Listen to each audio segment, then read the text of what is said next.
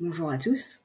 Dans cette vidéo, nous allons étudier en détail le fonctionnement d'un différentiel et dans un premier temps, nous allons regarder de quelles pièces il est constitué. En tout premier, nous avons ici le pignon. Il est relié directement au moteur qui en général se trouve à l'avant via la boîte de vitesse, l'embrayage, etc. Ensuite, nous avons la couronne. Juste ici, c'est cet engrenage qui est relié à la cage porte-satellite, qui est ici. Elle viendra se placer après ici. Ensuite, nous avons 3 satellites ou 4. C'est comme ça qu'on appelle ces engrenages. Dans ce cas, il y en a 3. Celui-là vient se placer comme ça. Et on voit qu'il tourne par rapport à la cage porte-satellite. Il y a ensuite celui-là, qui vient se placer comme ça, et celui-là qui vient se placer comme ça. Celui-là sera relié à un demi-essieu et à une roue, et celui-là sera relié à l'autre demi-essieu avec la roue. Ça, c'est des petits blocages que je mets au milieu, mais ce n'est pas forcément nécessaire. On vient placer la cage porte-satellite avec la couronne, et je viens mettre le demi-essieu.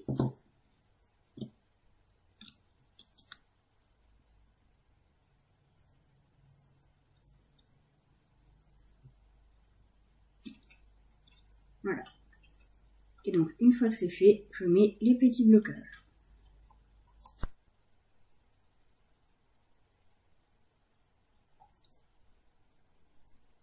Ils servent à éviter que l'essieu puisse trop bouger. Vu que là, pour l'instant, la roue, elle peut se déplacer un peu comme ça. Et ça, on veut éviter.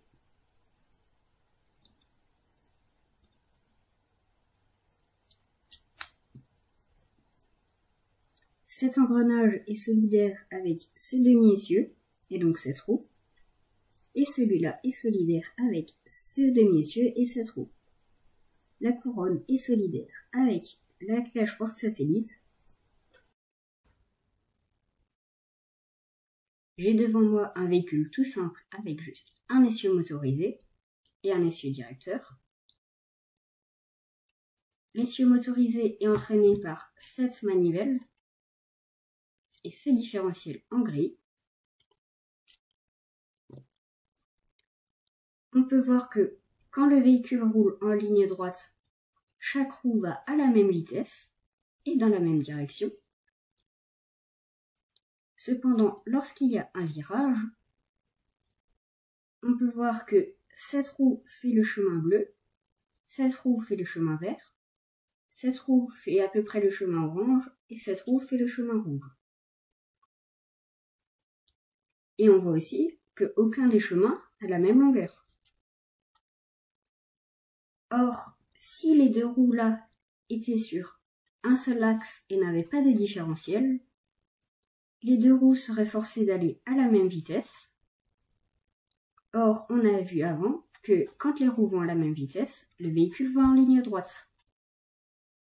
Les deux roues ne peuvent pas avoir la même vitesse en ligne droite, car étant donné que le chemin qu'elles parcourent n'est pas du tout le même et n'a pas la même longueur, mais qu'elles le parcourent dans le même laps de temps, il faut donc que leur vitesse change. C'est-à-dire que celle-là va aller moins vite pour que, pendant qu'elle fait ce tout petit chemin-là, elle ait le temps de faire tout ce chemin-là.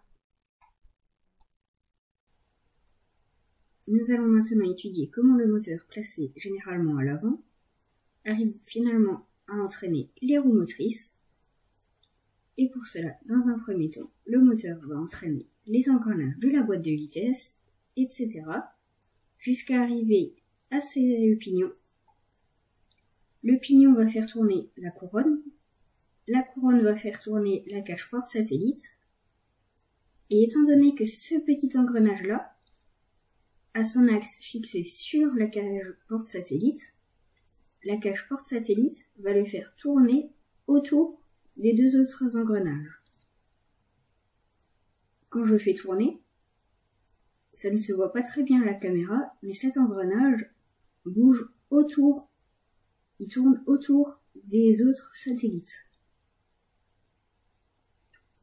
Cela a pour effet de faire tourner les autres satellites, car ils ne peuvent pas rester fixes. Or, ceux-ci font tourner les demi-essieux, qui finalement font tourner les roues. Je dis qu'ils ne peuvent pas rester fixes, car si les deux resteraient fixes, il se passerait ça et ça ne bougerait pas. Et donc, il faut qu'ils tournent. Maintenant, en virage,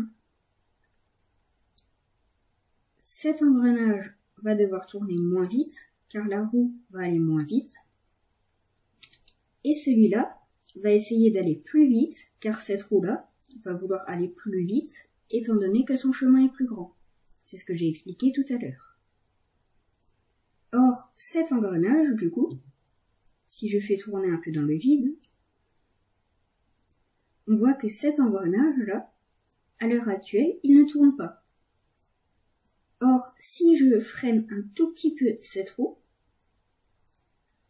on voit qu'il se met à tourner, et cela a pour effet de faire diminuer la vitesse de celui-là. Donc si je bloque, ça se voit un peu mieux. La roue, celle-là, est totalement à l'arrêt, mais l'autre a doublé de vitesse. Car cet engrenage, entre guillemets, prend la vitesse de cette roue et la met à celle-là.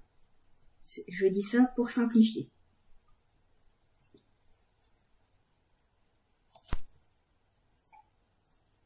En effet, ce que veut cet engrenage, c'est que la moyenne entre le temps que mettent les deux roues à faire un tour soit égale au temps que met cet engrenage à faire le tour des deux autres. Donc, le temps que met la couronne à faire un tour. Donc, si la vitesse de cette roue diminue, il va vouloir que celle-là augmente de vitesse. Et c'est donc lui qui va servir vraiment à réguler la vitesse entre les deux engrenages. Et donc, entre les deux roues.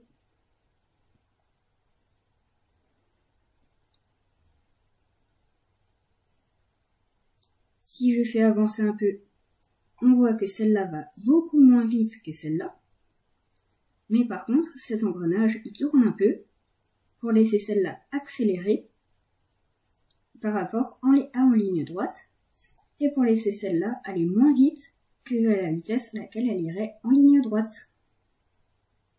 Nous avons donc au final le moteur qui fait tourner cet engrenage appelé le pignon, qui lui-même est obligé de faire tourner cet engrenage, la couronne, qui, étant donné qu'elle est reliée directement à la cage porte-satellite, est obligé du coup de la faire tourner. Étant donné que l'axe de cet engrenage est fixé à la cage porte-satellite, il tourne autour des deux autres satellites. Mais pour l'instant, il ne tourne pas par rapport à la cage, sauf si on est en virage. Et il entraîne les deux autres satellites qui, à leur tour, font tourner les demi-essieux, qui font tourner les roues.